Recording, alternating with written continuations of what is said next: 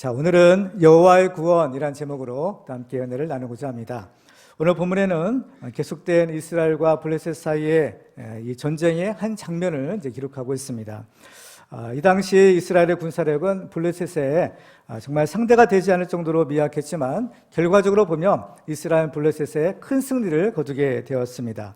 그 이유는 바로 하나님께서 이스라엘을 도우시고 이스라엘 구원해 주셨기 때문입니다. 우리도 매일 치열한 영적 전쟁을 치르고 있는데요, 우리가 이 전쟁에서 승리하려면 바로 하나님께서 우리를 도와주시고 또 우리를 구원해 주셔야만 합니다. 오늘 우리는 하나님께서 우리를 구원해 주시는 그 은혜를 힘입고 또 우리도 영적 전쟁에서 항상 승리하는 축복의 주인공들 되시기를 주님의 이름으로 축원합니다. 자, 우리가 이 영적 전쟁에서 승리하기 위한 세 가지 비결들을 간단하게 오늘 살펴볼 텐데요. 첫 번째로는 늘 깨어 기도함으로 하나님의 때를 분별해야 합니다. 자, 오늘 본문을 보면 16절에서 이렇게 기록합니다.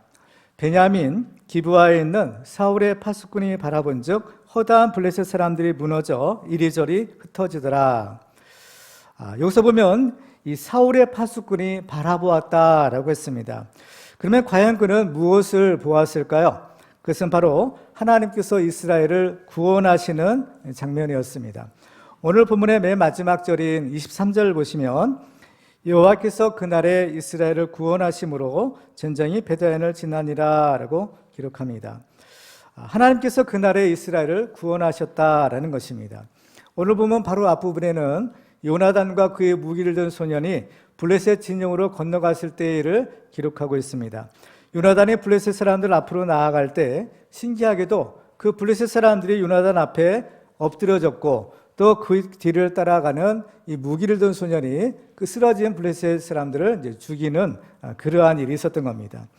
이런 일이 일어난 것은 바로 하나님께서 요나단과 함께하여 주셨기 때문입니다. 그 증거로서 하나님께서는 모든 것을 다 떨게 하셨는데 지진을 일으켜서 땅도 진동하게 하시고 또 블레셋 사람들의 마음도 큰 공포로 떨게 하셨던 것입니다. 바로 이것이 하나님께서 이스라엘을 구원하시는 사건이요 증거였던 것입니다. 그런데 이 놀라운 장면을 바라본 사람은 누구였느냐? 다름 아닌 사울의 파수꾼이었다라는 것입니다.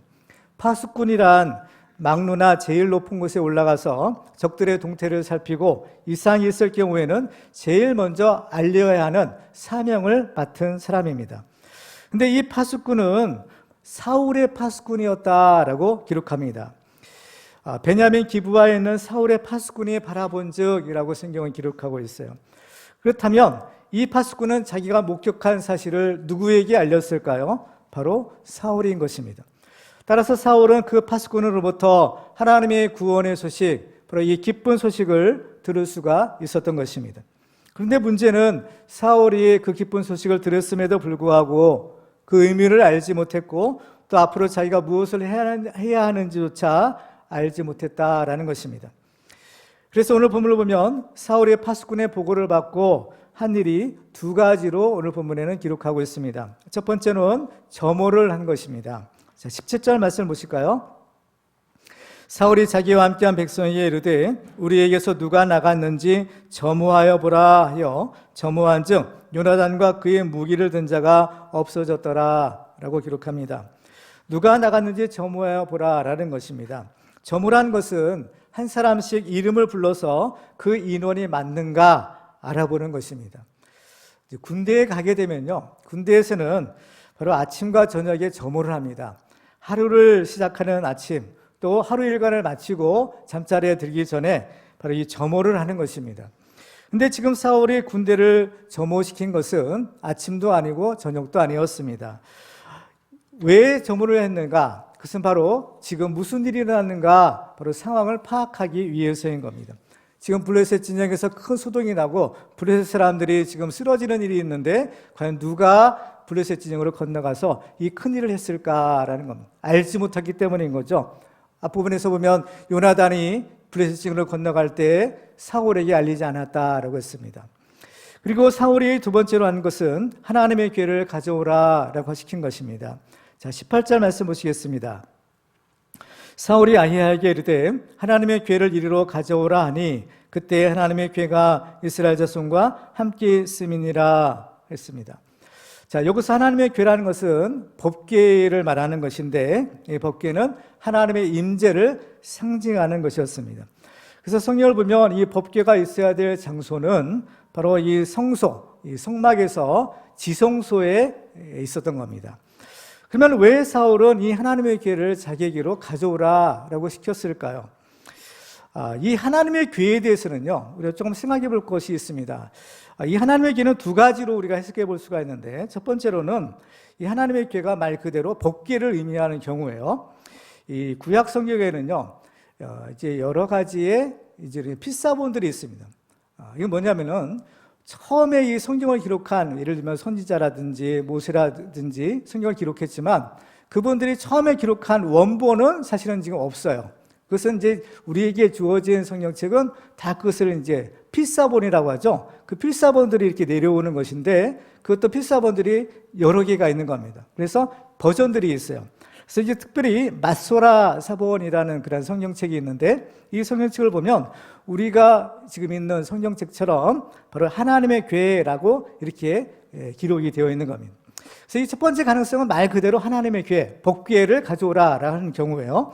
근데 이런 경우를 보면 좀 이상합니다. 그것은 뭐냐면은 지금 바로 이제 앞부분이죠. 앞부분에서 이미 블레셋과 이스라엘 사이에는 전쟁이 있었죠. 그 엘리 지장 때. 그때 전쟁에서 바로 이스라엘 사람들이 전쟁에 이기기 위한 목적으로 바로 하나님의 교회, 법궤를 전쟁터에 가지고 나간 일이 있었습니다. 그때 어떤 일이 일어났나요? 이기려고 가지고 난 그 법궤. 그러나 그 전쟁에서 이스라엘은 대패를 당하였고, 엘리상의 아들들, 또 많은 이 이스라엘 군인들이 죽임을 당합니다. 그리고 설상가상으로 이 하나님의 법궤마저 블레셋에 빼앗겼던 일이 있었던 겁니다. 그렇기 때문에 다행히 그 법궤는 다시 이스라엘로 돌아오게 되었지만, 만약에 사울이 그 하나님의 교회를 진짜 이 법궤라고 만약에 의미했다라면 사울은 정말 어리석은 사람이 아닐 수가 없는 겁니다. 이것은 과거에 실패한 경험을 통해서 전혀 교훈을 얻지 못하는 그런 아주 어리석은 사람인 거죠. 만약에 이 하나님의 길을 가져오라 해서 역시 마찬가지로 똑같이 하나님의 길을 가지고 나갔다면 어떻게 될까요? 역시 바로 예전처럼 바로 전쟁에서도 지고 큰 불행한 일이 생길 것이기 때문입니다. 근데 이 하나님의 교회를 또 다른 이제 의미로 우리가 해석해 볼 수가 있는데, 결국 그것은 뭐냐면은 에봇이라는 겁니다. 그 성경 사본 중에는 헬라어 번역 성경이 있는데요. 그것이 바로 70인역 성경이라고 하는 것이에요. 이 70인역 성경본을 보면 바로 이 하나님의 교회 대신에 에봇이라고 기록하고 있다는 겁니다. 그러면 어떤 성경사본은 하나님의 교회요, 어떤 성경사본에는 에봇이라고 기록하고 있는데 과연 어떤 것이 맞을까라는 겁니다. 우리는 사실은 알 수가 없죠. 그렇죠? 그런데 성경학자들이 여러 가지로 연구를 해본 결과 바로 여기서의 하나님의 교회라는 것은 법궤가 아니라 에봇이 맞다라고 주장을 하는 겁니다. 왜 그럴까? 먼저 이 성경에서 이 사울이 하나님의 교회를 가져오라라고 했을 때 이 가져오라라는 말은 이 언약궤와 상관해서, 이 언약궤와 관련해서는 한 번도 사용된 적이 없다라는 겁니다. 그런데 에봇에 대해서는 몇 번 있는 거예요. 에봇을 가져오라라는 그러한 표현이 있는 거죠. 그리고 성경을 보면 이 여호와의 궤는 기럇 여아림에 있는 아미나답의 집에 보관되어 있었다라는 겁니다. 그래서 그 블레셋 진영에서 이 궤가, 하나님의 궤가 다시 돌아오잖아요. 그때 이 하나님의 궤를 어디에 보관하느냐? 사무엘상 7장 1절과 2절 보시면 기럇 여아림 사람들이 와서 여호와의 궤를 옮겨 산에 사는 아미나답의 집에 들여놓고 그의 아들 엘리야사를 거룩하게 구별하여 여호와의 궤를 지키게 하였더니 궤가 기럇 여아림에 들어간 날부터 20년 동안 오래 있은지라 이스라엘 온 족속이 여호와를 사모하니라. 20년 동안 거기에 있었다라는 겁니다. 그렇죠? 그리고 오늘 본문을 보면 바로 거기에는 누가 있었는가 하면 제사장인 아히야가 있었는데 그가 에봇을 입고 있었다라고 성경이 기록합니다. 바로 앞부분 3절 보실까요? 아히야는 에봇을 입고 거기 있었으니 라고 성경을 기록해요. 자, 그렇기 때문에 바로 이 여기서의 그 하나님의 교회라는 것은 바로 이 에봇을 의미하는 것이 상당히 가능성이 많은 겁니다. 그러면 이 여호와의 궤가 에봇을 의미한다라고 볼 때에 사울은 왜 이 에봇을 자기에게 가져오게 시켰을까라는 것입니다. 그 이유는 바로 하나님의 뜻을 묻기 위해서인 겁니다. 왜냐하면 이 제사장이 입는 에봇에는 우림과 둠밈이라는 그런 두 개의 보석이 있어서 하나님의 뜻을 물을 때 이것을 사용했기 때문인 겁니다. 근데 지금 사울이 하나님의 뜻을 물으려고 하는 것은 정말 사울이 하나님에 대한 믿음이 좋아서가 아니라 지금 무엇을 해야 되는지 도무지 알지 못했기 때문인 것입니다. 이번 전쟁에서 이 사울과 요나단은 아주 대조적인 인물로 등장하고 있는데요. 사울은 결단력과 판단력이 매우 부족한 사람으로 나옵니다. 그렇지만 이 요나단은 오직 하나님만 믿고 용감하게 하나님 앞에 쓰임받는 사람이었어요. 요나단도 하나님의 뜻을 묻기 위해서, 하나님의 뜻을 분별하기 위해서 앞부분에서 보면 표징을 구한 적이 있었잖아요. 그렇죠? 그렇게 하나님의 뜻이 무엇인지를 알아야만 하나님의 뜻대로 순종할 수 있기 때문에 요나단의 특징은 뭐냐?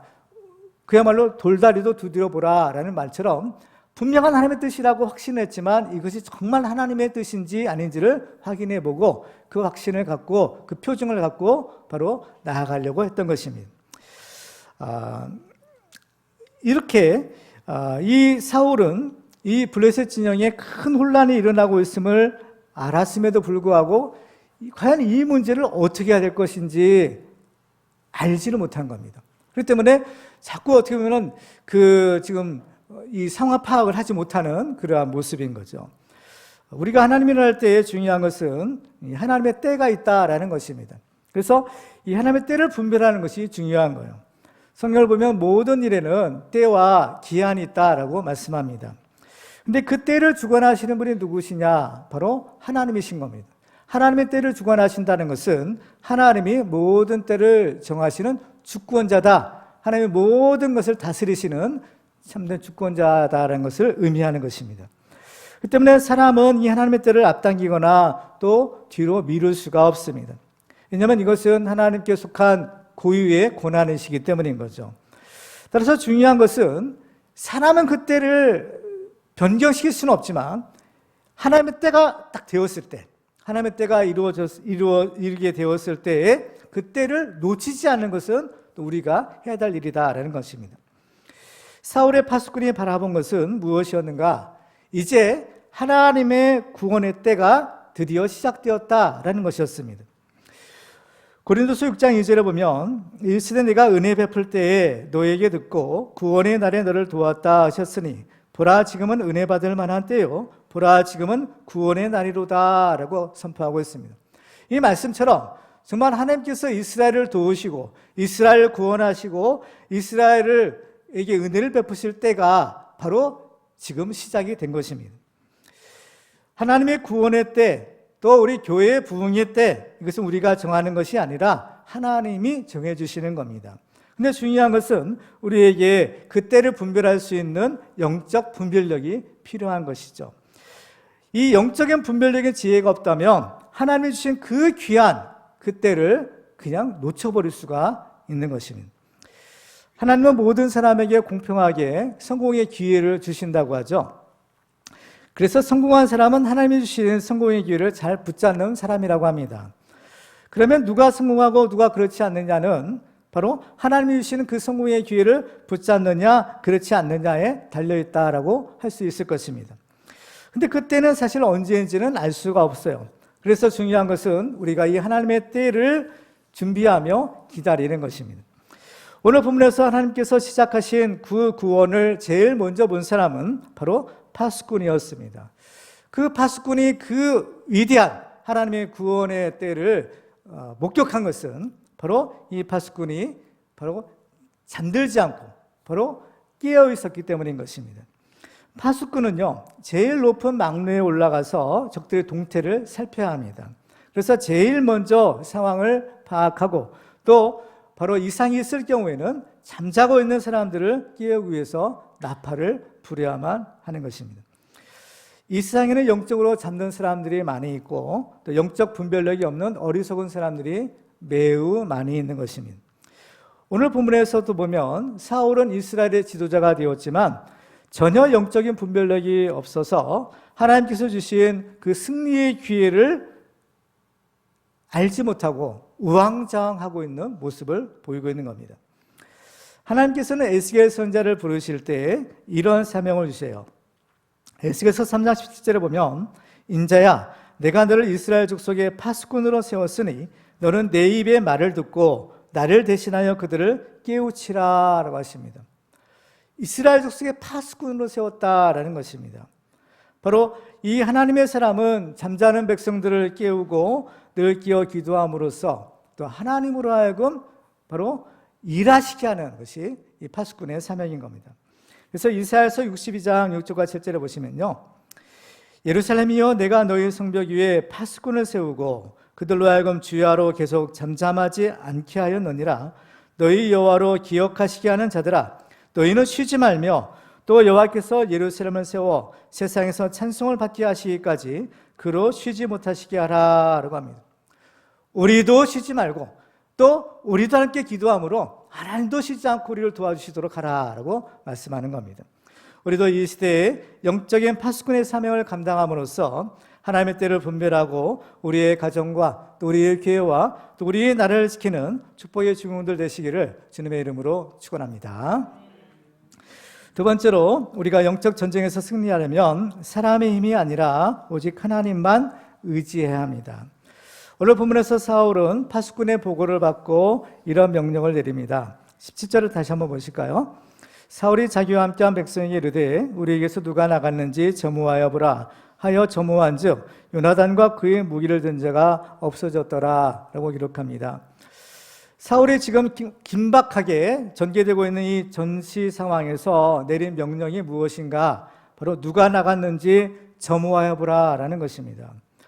이것은 지금 사울이 무엇을 중요하게 여기고 있는가라는 것을 나타내는 말입니다.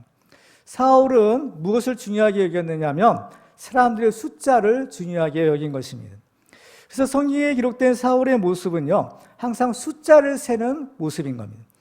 앞부분 사무엘상 11장 8절에 보면 사울이 배색에서 그들의 수를 세어보니 라고 했어요. 그리고 사무엘상 13장 2절에 보면 이스라엘 사람 3,000명을 택하여 그 중에서 2,000명은 자기와 함께 믹마스와 베델산에 있게 하고 1,000명은 요나단과 함께 베냐민 기브아에 있게 하고 남은 백성은 각기 장막으로 보내니라.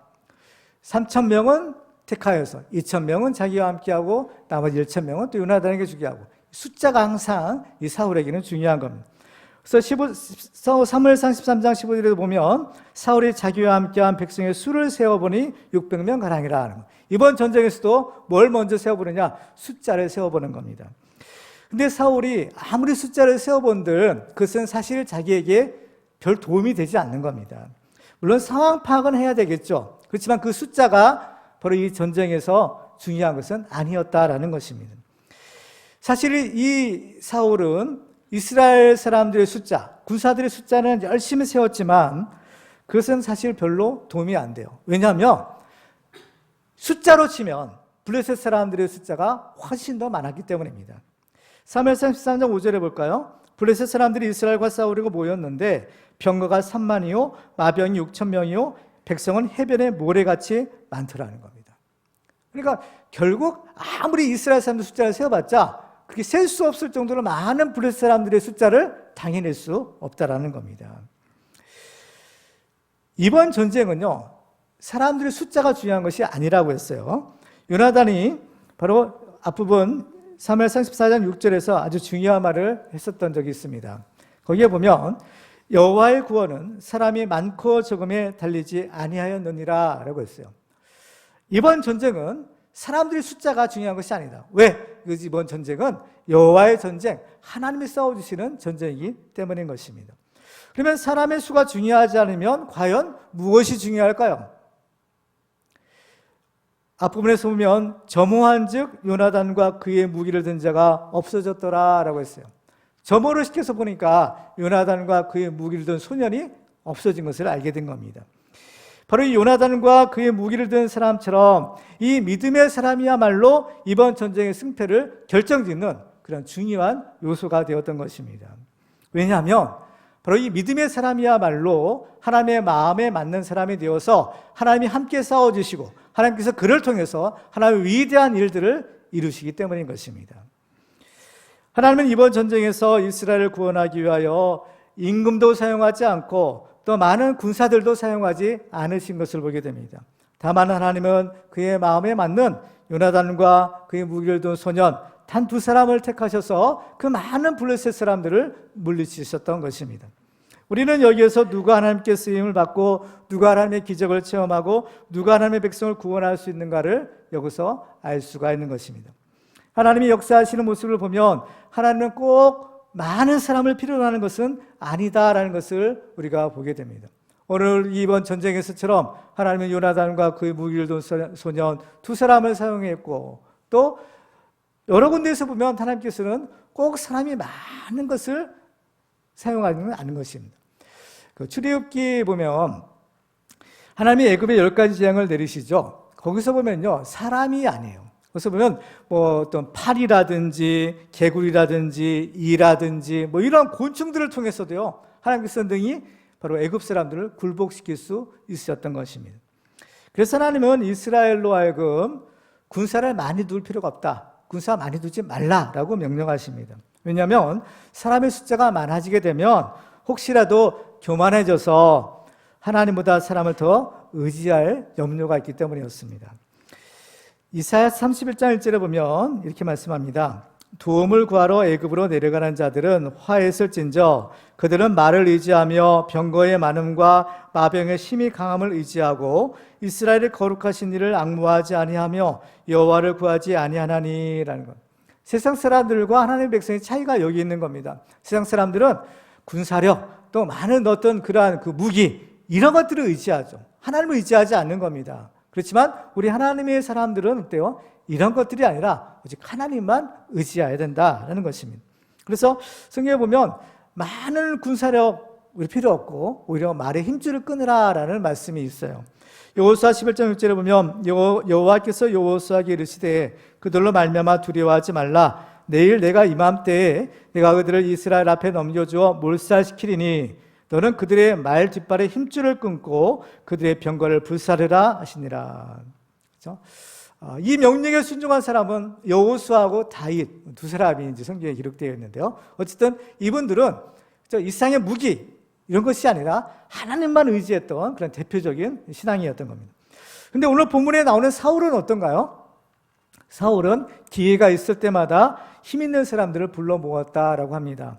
사무엘상 14장 52절에 보면 사울이 사는 날 동안에 블레셋 사람과 큰 싸움이 있었으므로 사울이 힘센 사람이나 용감한 사람을 보면 그들을 불러 모았더라라고 했어요. 그런데 오늘 본문을 보면요, 이 싸움에서 정말 무엇이 이 싸움의 승패를 결정짓는 것인지를 우리에게 가르쳐 줍니다. 자, 16절 말씀 한번 다시 한번 볼까요? 베냐민 기브아에 있는 사울의 파수꾼이 바라본즉 허다한 블레셋 사람들이 무너져 이리저리 흩어지더라. 자, 오늘 본문에서 이 블레셋 진영의 동태를 살피던 이 파수꾼이 구체적으로 목격한 사실은 무엇이었는가 하면 허다한 블레셋 사람들이 무너져 이리저리 흩어졌다는 겁니다. 여기서 보면 허다한 블레셋 사람이라고 했어요. 왜 이 허다한 말이라는 단어를 썼는지 우리가 알 수 있죠. 블레셋 사람들의 숫자는 해변의 모래같이 또 그들의 무기나 장비는 이름 알 수 없었기 때문입니다. 그런데 그 많은 사람들이 무너졌다는 겁니다. 무너져서 이리저리 흩어졌다라는 것입니다. 그래서 무너졌다라는 말이 나오는데 이 말의 그 원어의 뜻을 보면요, 녹이다라는 뜻이에요. 근데 이 말의 그 문법적인 형태는 수동태인 겁니다. 그래서 녹아내린 거예요. 그렇죠? 녹아서 없어지는 겁니다. 그래서 이 부분을 지역하면 그리고 보라 그 많은 무리들이 녹아 없어졌다라는 것입니다. 마치 추운 겨울이 지나고 따뜻한 봄이 되면 태양빛에 그 겨울 동안에 얼었던 눈과 얼음이 녹아 사라지는 것처럼 그 많은 블레셋 군대가 마치 눈 녹듯이 사라져 버리는 것입니다. 블레셋 군대의 숫자와 기세가 너무나 거대하고 당당했기 때문에 이와 비례해서 그들이 무너져 내리는 모습 또한 놀라운 장관이 아닐 수가 없는 겁니다. 그렇죠? 이제 그 동계, 그렇죠. 겨울이 되면 중국이라든지 일본 그 추운 지방에는 얼음 축제 같은 것들이 이렇게 열려요. 그러면 그 얼음 덩어리를 가지고 뭐 성도 쌓고 큰 집도 쌓고 뭐 이런 일들을 이제 하게 되는데 그 거대한 그러한 그 건물들, 얼음으로 만든 건물들이요, 이제 봄이 되면 어때요? 다 그야말로 눈동듯이 녹아버리는 겁니다. 형체를 찾아볼 수가 없게 되는 거죠. 이와 같이 세상의 마귀의 세력도 지금은 아주 강력하고 거대해 보이지만 그 무너지는 것은 일순간이고 또 세상의 모든 사람이 다 볼 수 있을 정도로 아주 완전히 멸망할 것이다 라고 성경은 예언합니다. 요한계시록에 보면 이 쌍 나라를 상징하는 바빌론이라는 성이 있는데 그 성이 무너질 것을 예언하죠. 계시록 18장 21절에 보면 이 한 힘센 천사가 큰 맷돌 같은 돌을 들어 바다에 던져 이르되 큰 성 바벨론이 이같이 비참하게 던져져 결코 다시 보이지 아니하리로다 라고 했어요. 큰 맷돌을 바다에 한번 본다고 생각해 보세요. 과연 그 맷돌이 다시 떠오를 수 있을까요? 절대 없는 겁니다. 이와 같이 이 세상의 세력은 완전히 멸망한다라는 것을 우리에게 가르쳐 주는 겁니다. 이 세상에서 우리에게 커 보이는 것들이 있는 겁니다. 그렇죠? 저마다 커 보이는 것들이 있어요. 이스라엘 사람들에게도 커 보이는 것이 있는데 이후에 있는 또 한 번의 블레셋과의 전쟁입니다. 그때의 전쟁에서 블레셋은 바로 골리앗 장군을 앞세우고 이스라엘에 쳐들어오죠. 그 골리앗 앞에 모든 사람들이 다 벌벌 떨 수밖에 없었습니다. 그렇지만 다윗은 만군의 여호와의 이름으로 나가서 바로 그 다윗이 던진 그 작은 물맷돌 하나에 이 골리앗의 머리가 깨져버리는 겁니다. 머리가 깨지니까 그 거대한 몸짓이 그냥 나무토락 쓰러지듯이 쓰러지고 말았던 거죠. 이 하나님 앞에서는요, 아무리 세상의 권세, 아무리 세상의 세력이 강해 보여도 아무것도 아니다라는 사실을 우리는 알아야 됩니다. 여호수아서 2장 9절에 보면 여호수아가 여리고성에 정탐꾼을 보낼 때 거기에 있던 라합이 이런 얘기를 해요.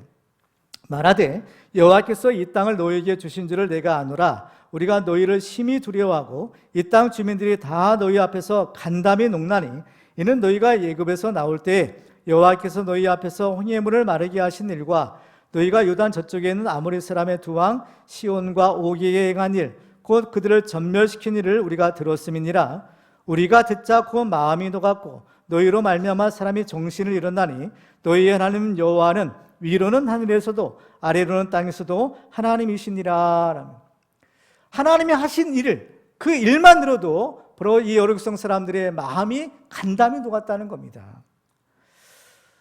우리 하나님이 하신 일을 듣기만 해도 원수들의 마음이 녹아내리는 것을 보게 됩니다. 그렇죠? 그렇기 때문에 우리가 이 복음을 전하는 것, 하나님의 말씀을 선포하는 것은 굉장히 중요한 겁니다. 우리는 이 하나님의 말씀이 아무것도 아닌 것처럼 생각하지만 그렇지만 이 말씀에는 능력이 있어요. 하나님의 말씀에는 견고한 진을 파하는 능력이 있기 때문에 바로 이 하나님의 말씀을 선포하는 것이 매우 중요하고 전도하는 것이 매우 중요한 것입니다. 하나님의 말씀은 살아서 그죠? 역사하는 그냥 강력한 힘이 있다라는 것이에요. 그래서 우리는 이 복음을 선포하는 겁니다. 하나님의 말씀을 전파하는 것. 이것이 우리의 힘이에요. 여리고성을 무너뜨릴 때 보세요. 여리고성을 하루에 한 바퀴씩 돌고 맨 마지막 날에는 어때요? 성을 돌 뿐만 아니라 그죠? 외쳤죠. 나팔을 불고 하나님의 말씀을 선포할 때 그 성이 무너져 내리는 것을 우리가 보았던 것입니다.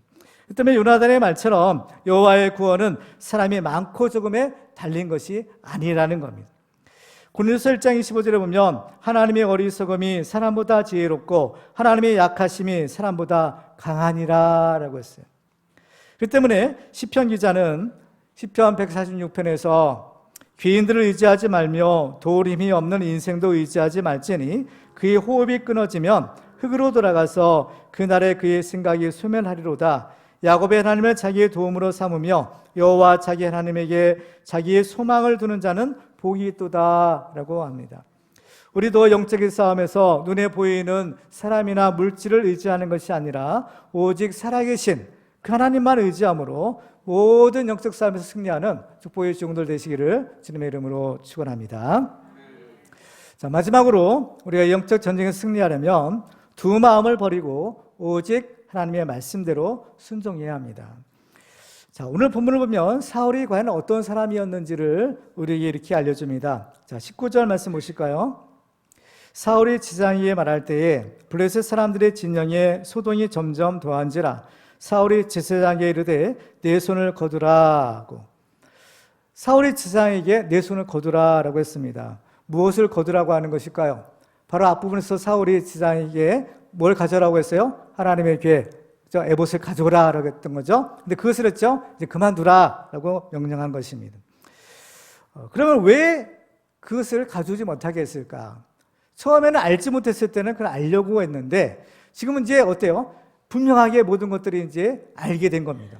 지금 블레셋 진영에서 수덕이 점점 더 크게 일어났어요. 지금 블레셋 사람들이 어때요? 무너져 내리는 것을 본 것입니다. 그렇기 때문에 야, 지금 쳐들어가면 우리가 확실하게 이길 수 있겠구나라는 이러한 생각이 든 거죠. 그렇기 때문에 하나님의 뜻을 물으려고 했던 것을 중단시킨 것입니다. 그런데 과연 우리가 이 사울의 이런 모습을 과연 이게 어떻게 우리가 해석해야 될까? 그렇죠? 과연 이게 사울이 정말 잘하는 짓일까? 그렇지 않은 것일까? 그렇죠? 결론적으로 말하면 이건 사실은 이 사울이 조금 너무나 좀 간사한 모습이다라는 것을 우리가 알 수 있어요. 어려울 때는 하나님을 의지하는 척 하다가도 어려움이 사라지면 언제 그랬느냐라는 듯이 다시 옛 모습으로 돌아가는 것이 전형적인 사울의 모습인 것입니다. 정말 하나님을 믿어도요, 정말 이 신실하게 믿는 것이 아니라 정말 그야말로 조금 얍삽하게 아주 기회주의적으로 이렇게 하나님을 믿는 것이 이 사울의 모습인 겁니다. 그런데 이런 식으로 우리가 하나님을 믿으면 될까요? 안 될까요? 안 되죠. 그렇죠? 우리 하나님은 그런 분이 아닌 겁니다. 자, 신명기 6장 4절에 보시면 이렇게 말씀하세요. 이스라엘아 들으라. 우리 하나님 여호와는 오직 유일한 여호와의 신이 너는 마음을 다하고 뜻을 다하고 힘을 다하여 네 하나님 여호와를 사랑하라. 하나님을 사랑하라는 것은 하나님이 경외하는 것인데 어떻게 해요? 마음을 다하고 뜻을 다하고 힘을 다하여 또 목숨을 다하여 내 하나님 여호와를 사랑하고 섬기는 겁니다. 이렇게 하나님을 섬기는 사람을 하나님이 기뻐하시는 거죠. 이런 사람이 하나님 앞에 인정받는 참된 신앙인이 될 수 있는 겁니다. 예수님께서 나다나엘에게 이런 얘기를 하시는 것을 보게 돼요. 요한복음 1장 47절 볼까요? 예수께서 나다나엘이 자기에게 오는 것을 보시고 그를 가리켜 이르시되 보라 이는 참으로 이스라엘 사람이라 그 속에 간사한 것이 없도다. 나다나엘을 가리켜서 참 이스라엘 사람이라고 했어요. 참 이스라엘 사람이라는 것은 뭔가요? 진짜 하나님을 경외하는 사람이다. 하나님의 백성이다라는 겁니다. 왜요? 그 속에 무엇이 없어요? 간사한 것이 없기 때문에. 그렇죠? 간사한 것이. 이렇게 간사한 것이 없어야 되는 겁니다. 성경에는 이러한 간사한 것을 가리켜서 다른 말로 두 마음을 품었다라고 표현하는 거예요. 간사한 사람을 다른 말로 하면 두 마음을 품은 사람이라는 겁니다. 야고보서에 보면 우리가 무엇이 부족하거나 또 어려운 일이 있을 때 하나님께 기도해야 된다라고 하세요. 야고보서 1장 5절을 볼까요?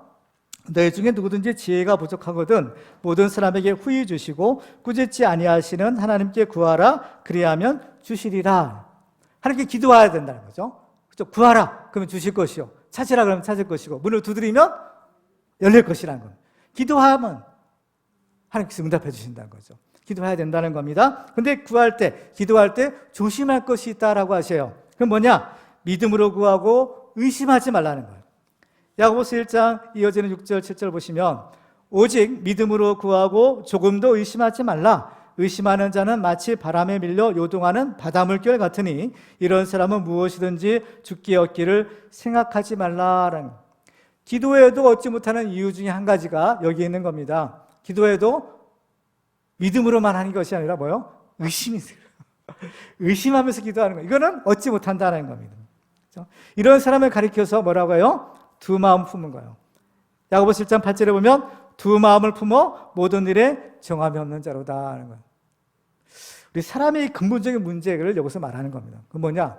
우리 속에는 두 마음이 있다는 거예요. 이 두 마음이 있는 것이 우리의 가장 근본적인 문제라는 겁니다. 이에 비해서 하나님은 어떠신가요?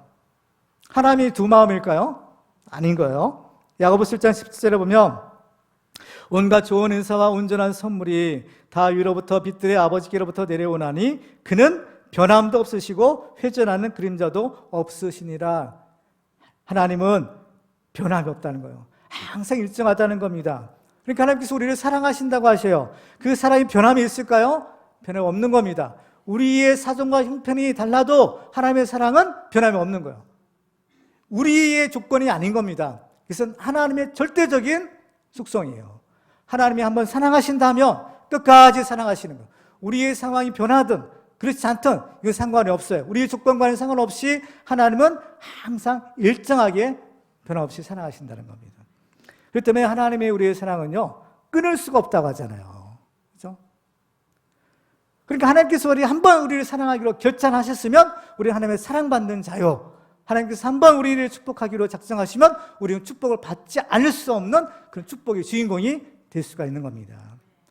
그래서 야고보서 1장 5절 다시 한번 보시면, 너희 중에 누구든지 지혜가 부족하거든 모든 사람에게 후히 주시고 꾸짖지 아니하시는 하나님께 구하라, 그리하면 주시리라.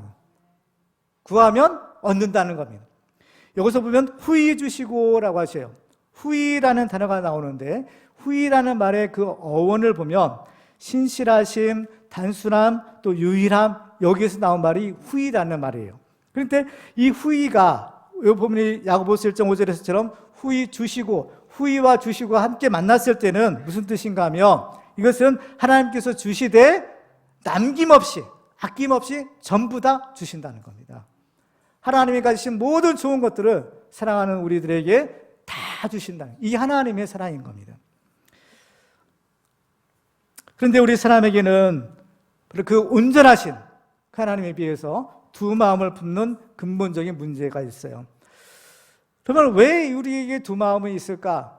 또 이 두 마음을 품으면 왜 무엇이 안 좋은가? 이유가 있어요. 그것은 무엇인가 하면, 우리가 두 마음을 품으면 하나님을 섬길 수가 없고 또 하나님이 주시는 온전한 축복을 받을 수가 없기 때문인 겁니다. 왜? 하나님은 유일하신 분이기 때문인 거죠. 예수님은 두 마음을 품은 사례를 마태복음 6장 24절에서 이렇게 말씀합니다. 한 사람이 두 주인을 섬기지 못할 것이니 혹 이를 미워하고 저를 사랑하거나 혹 이를 중히 여기고 저를 경히 여김이라. 너희가 하나님과 재물을 겸하여 섬기지 못하느니라는 거예요. 겸하여요. 우리가 두 마음이 있으니까 한편으로는 하나님을 섬기는 것 같은데 또 다른 한편으로는 세상이나 다른 것을 더 사랑하고 섬기는 거죠. 이래서는 하나님을 섬길 수가 없다고 말씀하셔요. 더 심각한 것은 야고보서 4장 4절에 이렇게 말씀합니다. 가늠한 여인들아, 세상과 벗된 것이 하나님과 원수됨을 알지 못하느냐? 그런즉 누구든지 세상과 벗이 되고자 하는 자는 스스로 하나님과 원수되는 것이니라 라고 하세요. 그런데 우리 한번 생각해 볼 필요가 있는 것이 무엇인가 하면요, 우리 사람이라는 것은 어떤 존재인가? 본래 하나님이 사람을 만드셨을 때는 어때요? 사람 보시고 하나님께서 잘 만드신 겁니다. 우리 사람은 잘못 만든 것이 아니에요. 하나님 잘 만드셨어요. 그래서 우리 사람에게는 근본적으로 마음이 있는데, 어떤 마음이냐? 하나님을 사랑하는 마음, 또 하나님을 섬기고자 하는 마음, 하나님의 말씀에 순종하려는 이런 선한 마음이 있는 겁니다. 우리 사람에게는 이런 선한 마음이 있는 존재예요. 그러나 동시에 이런 선한 마음과 함께 하나님보다 세상을 더 사랑하고 하나님보다 물질을 더 중히 여기고 또 하나님의 말씀에 순종하기보다는 불순종하려는 그러한 나쁜 마음도 있는 겁니다. 그래서 사람의 내면에는 이 두 마음이 서로 싸우고 있다라고 하세요. 이것이 바로 영적 싸움의 본질인 겁니다. 왜 우리가 이 영적 싸움을 싸워야만 되고 싸울 수밖에 없는가? 왜 우리 속에 이 두 마음이 있기 때문인 거죠. 그래서 사도 바울이 탄식하는 장면도 보면요, 이렇게 말하고 있죠. 로마서 7장 22절에 보면 내 속사람으로는 하나님의 법을 즐거워하되 내 지체 속에서 한 다른 법이 내 마음의 법과 싸워 내 지체 속에 있는 죄의 법으로 나를 사로잡는 것을 보는도다. 오라, 나는 곤고한 사람이로다. 이 사망의 몸에서 누가 나를 건져내랴. 바울의 탄식인 겁니다. 나는 정말 하나님을 사랑하고 하나님 뜻대로 살고자 하는데 내 속에 또 다른 마음이 있다는 겁니다. 이것이 서로 막 싸워가지고 나는 정말 괴롭다는 거죠. 그러면 이 문제를 과연 어떻게 해야 될까요? 어떻게? 야고보서 4장 8절에 해답이 있어요. 하나님을 가까이 하라. 그리하면 너희를 가까이 하시리라. 죄인들아, 손을 깨끗이 하라. 두 마음을 품은 자들아, 마음을 성결하게 하라.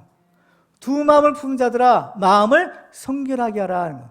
두 마음을 품으면 결국 마음이 어떻게 되는 거예요? 더러워지는 겁니다. 하나님 보실 때 영적으로 더러워지는 거예요. 그렇기 때문에 그 마음을 성결하게 하는 거예요. 그러면 어떻게 우리의 마음을 성결하게 해서 우리 두 마음 품은 것을, 이 문제를 극복할 수 있을까 하는 거죠. 야고보서 1장 21절에 구체적인 해답이 이렇게 말씀합니다. 그러므로 모든 더러운 것과 넘치는 악을 내버리고 너희 영혼을 능히 구원할 바 마음에 심어진 말씀을 온유함으로 받으라 하는 거예요. 이것은 두 가지예요. 첫째는 회개인 건데 두 마음을 품은 것을 회개하는 것입니다. 전반부 야고보서 1장 21절 전반부에 보면요. 그러므로 모든 더러운 것과 넘치는 악을 내버리고 라고 했어요. 더러운 것, 악, 이거 뭡니까? 두 마음을 품은 거예요. 이런 것들은요, 버리는 겁니다. 내버리는 거예요. 마치 우리의 마음이 있는데, 우리의 마음에서 이런 것들은요, 다 끄집어내서 버려버리는 거예요. 그죠?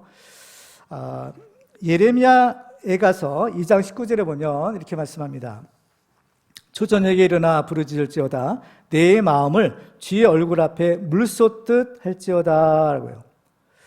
우리의 마음을 하나님 앞에 쏟아놓으라는 거예요. 어떻게 해요? 물 쏟듯 쏟아라는 겁니다. 물이란 것은 어때요? 한번 쏟으면 다 주워 담을 수가 없어요. 한번 쏟으면 그만인 거예요. 근데 우리의 마음을 하나님 앞에 쏟아놓으라요. 하나님께 드리라는 거예요. 어떻게? 물 쏟듯. 한번 드리면 다시 아니에요 하고 생각하는 것이 아니라 한번 드리면 완전히 드려버리는 겁니다. 온전히 드리는 거예요. 그러니까 우리의 마음을 어때요? 이 두 마음이 품지 않으려면 우리의 마음을 그냥 하나님께 확 드려버리는 거예요. 드려버리는 거예요. 그리고 우리는 뭐 어떻게 해야 되느냐? 하나님의 말씀에 순종하는 겁니다. 너희 영혼을 능히 구원할 바 마음에 심어진 말씀을 온유함으로 받으라는 겁니다. 자, 하나님의 말씀을 받으라는 거예요. 어떻게 해요? 온유함으로 받으라는 겁니다. 그렇죠? 온유함으로 받으라는 거예요. 순전하게 받으라는 겁니다. 근데 이 말씀이 무슨 말씀이에요? 너희 영혼을 능히 구원할 바라고 했어요. 우리의 영혼을 구원할 능력의 말씀, 이 말씀을 순전하게 받아들이라는 겁니다. 왜? 이 말씀이야말로 우리를 거듭나게 하는 하나님의 능력이 말씀이기 때문인 거죠. 야고보서 1장 18절에 보면 그가 그 피조물 중에 우리로 한 첫 열매가 되게 하시려고 자기의 뜻을 따라 진리의 말씀으로 우리를 낳으셨느니라. 하나님의 말씀으로 우리를 낳으셨다. 우리가 하나님의 자녀가 된 건 하나님의 말씀으로 된 것이라는 거예요. 그래서 베드로전서 1장 23절에 보면 너희가 거듭난 것은 썩어질 씨로 된 것이 아니요 썩지 아니할 씨로 된 것이니 살아있고 항상 있는 하나님의 말씀으로 되었느니라. 우리가 거듭난 것은 물과 성령으로 곧 하나님의 말씀과 성령으로 거듭난 것이다 라고 말씀합니다. 그래서 이 말씀으로 거듭난 사람은 이제 무엇으로 살아야 돼요? 하나님의 말씀으로 살아야 되는 겁니다. 그렇죠? 그래서 야고보서 1장 22절에 보면 너희는 말씀을 행하는 자가 되고 듣기만 하여 자신을 속이는 자가 되지 말라라고 하시는 거예요. 자신을 속이는 자, 하나님의 말씀대로 살지 않으면서 나는 구원받았겠구나 속이는 거라고 했어요. 우리의 문제가 무엇인가요? 하나님의 말씀을 듣지 못한 것이 아닙니다. 하나님의 말씀을 알지 못한 것도 아닙니다. 문제는 하나님의 말씀에 순종하지 않는 것이 바로 우리들의 문제인 것이죠. 그렇지만 우리가 이 하나님의 말씀대로 순종하면 놀라운 하나님의 말씀의 능력이 우리를 변화시키는 겁니다. 예수님께서 물을 변화해 포도주가 되게 하신 것처럼 하나님의 말씀의 능력은 우리를 변화시키는 능력이 있는 거예요. 그래서 우리를 거듭나게 하시고 하나님의 자녀가 되게 하시는 거죠. 시편 12편 6절에 보면 여호와의 말씀은 순결함이요 흑도관 위에 7번 단련한 은 같도다 라고 했어요. 7번 단련하는 전혀 불순물이 없는 아주 순수한 은이에요. 정금 같은, 그죠? 금처럼, 그죠? 그러니까 불순물이 없는 겁니다. 나뉘어지지 않는 거예요. 그죠? 그래서 이 하나님의 말씀의 능력이에요. 말씀이 이렇게 순결한 말씀. 우리가 하나님의 말씀을 순전하게 받아들이고 그 말씀대로 순종하며 살아갈 때 그 순결한 말씀처럼 우리도 또한 어떻게 해요? 하나님 앞에서 이 순결한 믿음을 가지고 하나님 앞에 거듭난 자로 설 수 있는 겁니다. 그래서 우리 이 순결한 마음을 가진 사람들은 어때요? 두 마음이 있을 수가 없는 거예요. 그렇죠? 이미 우리의 마음을 하나님께 다 쏟아버린 것입니다. 그렇죠? 그래서 이 순결한 하나님의 말씀에 순종하는 사람만이 두 마음을 버리고 하나님만 섬길 수 있는 참된 신앙인이 될 수 있는 겁니다. 그래서 우리는 이 매일 싸우는 이 영적 전쟁에서 하나님과 세상 또 말씀과 재물을 선택해야 되는 갈림길에 우리가 사실 있는 겁니다. 그래서 우리는 이 두 마음을 버리고 오직 하나님만 사랑함으로 하나님의 말씀에 순종할 때 그 말씀의 능력으로 변화되어 세상을 이기는 믿음의 승리자들이 다 되시기를 주님의 이름으로 축원합니다. 이제 말씀 뵙겠습니다. 오늘 우리가 영적 전쟁에 승리하는 세 가지 비결을 우리가 살펴보았죠. 우리가 매일 전쟁 싸우고 있을 때 우리들도 정말 이 요나단처럼 다윗처럼 정말 우리도 하나님 주시는 그 구원의 은혜를 힘입고 영적 전쟁에서 항상 승리하여 하나님께 영광 돌리는 우리 모두가 되시기를 주님의 이름으로 축원합니다.